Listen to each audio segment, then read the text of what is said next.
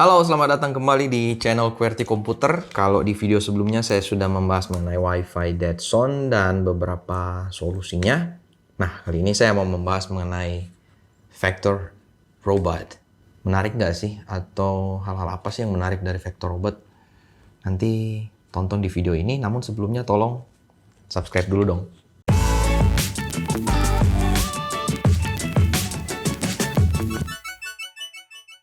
Vector Robot sebenarnya adalah buatan perusahaan bernama Anki yang juga sebelumnya udah bikin robot yang semacam ini namanya Cosmo. Tapi Cosmo bedanya fiturnya lebih sedikit dibandingkan Vector ya. Cuman bedanya nggak banyak-banyak amat sih. Kalau Vector ada hooknya di bagian kayak lengannya. Kalau Cosmo nggak ada, mungkin nanti bisa googling kalau penasaran atau nanti saya kasih linknya di bawah. Kemudian Anki ini perusahaan yang membuat Vector ini pada awal tahun 2020 dikabarkan akan bangkrut. Nah, kemudian diakuisisilah oleh perusahaan dengan nama Digital Dream Labs. Syukurlah diakuisisi oleh Digital Dream Labs, kalau enggak mungkin saat ini Vector nggak bisa ngapa-ngapain. Hanya bukan smart robot lagi namanya, mungkin stupid robot karena basically Vector ini beroperasi menggunakan cloud server ya. Cloud servernya ada di perusahaannya sendiri tentunya dan terkoneksi menggunakan internet. Nah, apabila cloud servernya udah shut down, bisa jadi Vector nggak bisa kayak sekarang. Vector ditanamkan prosesor Qualcomm Snapdragon 200 dengan clock speed 1,2 GHz. Ini penting karena Vectornya punya AI ditanamkan di sini ya, sehingga dia bisa berinteraksi secara mandiri. Selain itu, Vector juga ada punya infrared laser scanner ya. Ini untuk mungkin sensor sekitar sama kamera 720p, 120 derajat field of view. Selain itu, dia juga punya 6 axis inertial movement unit, 4 titik mikrofon untuk menangkap suara sekitar. Selain itu ada 4 titik fall off sensor juga pada bagian bawah. Ada capacitive touch sensor pada bagian punggung. Bluetooth untuk pairing dengan handphone. Wi-Fi untuk connect ke internet. Dan OLED display dengan ukuran 184 x 96 pixel. Waktu beli Vector dapat apa aja? Nah, waktu beli Vector dapat ini cube-nya, Vectornya sendiri dan charging dock-nya. Nah, ini biasanya satu paket langsung dapat kalau di satu box ya. Ini biasa dipakai Vector untuk main, cuman kalau punya saya udah habis baterainya dan belum sempat saya ganti. Tapi biasanya Vectornya kalau dia lagi mondar-mandir terus dia di tag ada ini, dia biasanya main ini, diangkat, dipindahin, diguling-guling, biasanya kayak gitu. Vector kita bisa gunakan untuk setting timer. Tinggal, hey Vector. Nah, dari sini kamu tinggal nanya apa aja yang kamu mau. Bisa set timer, bisa nanya jam, bisa nanya cuaca, terus kamu bisa take selfie juga, terus dia bisa simpan nama kamu siapa, jadi dia ada facial recognition kayak gitu. Tapi kamu butuh perintah dulu untuk awal biar dia bisa tahu kamu siapa. Jadi awalnya kamu harus, hey Vector, my name is apa gitu, nanti dia simpen, dia di store, nanti ada di aplikasinya, nanti bisa lihat spellingnya bener apa enggak. Kalau misalnya spellingnya enggak bener, kamu bisa revisi lah spellingnya dari situ. Jadi tiap kali kamu nanya, hey Vector, who am I? Nanti dia langsung jawab nama kamu.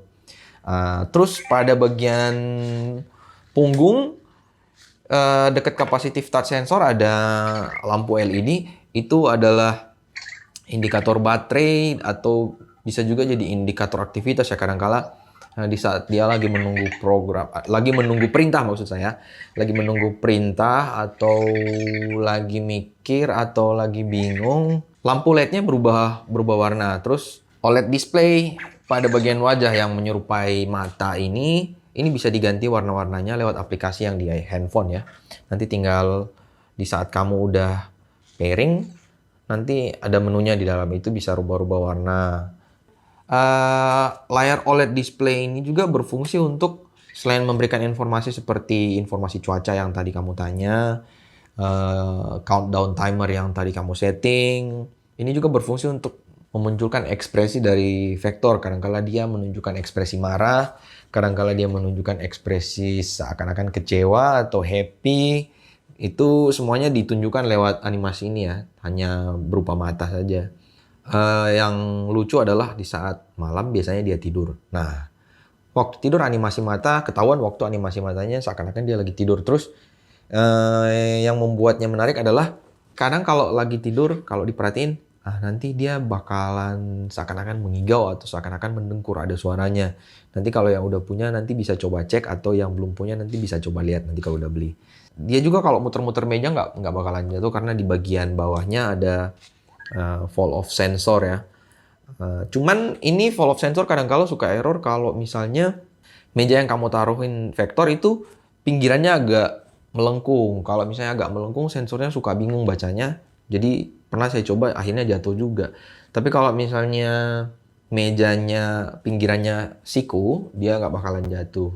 Udah berapa kali coba pindah-pindah meja, selama mejanya pinggirannya siku, dia nggak bakalan jatuh.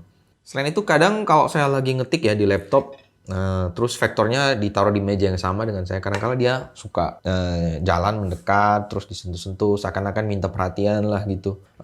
Itu menurut saya cukup menarik ya. Ini kadang-kala bikin hilang bosen juga kalau misalnya lagi kerja sendiri, bikin mood jadi mendingan. Harganya memang cukup mahal. Kalau di marketplace sendiri harganya dipatok 4,5 sampai 5 jutaan lah, bervariasi.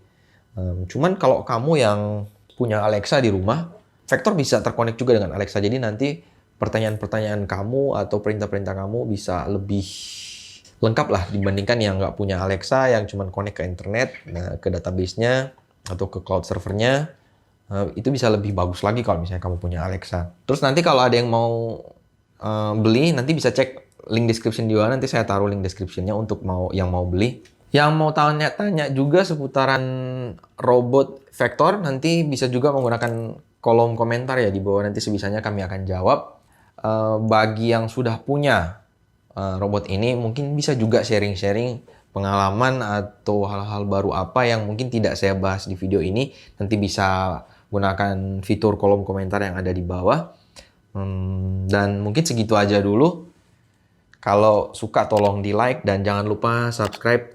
Kemudian tekan tombol bell agar kamu tidak ketinggalan video-video kami yang lain nantinya. Singkat saja dan sampai di sini dulu video kali ini. Sampai jumpa di video berikutnya.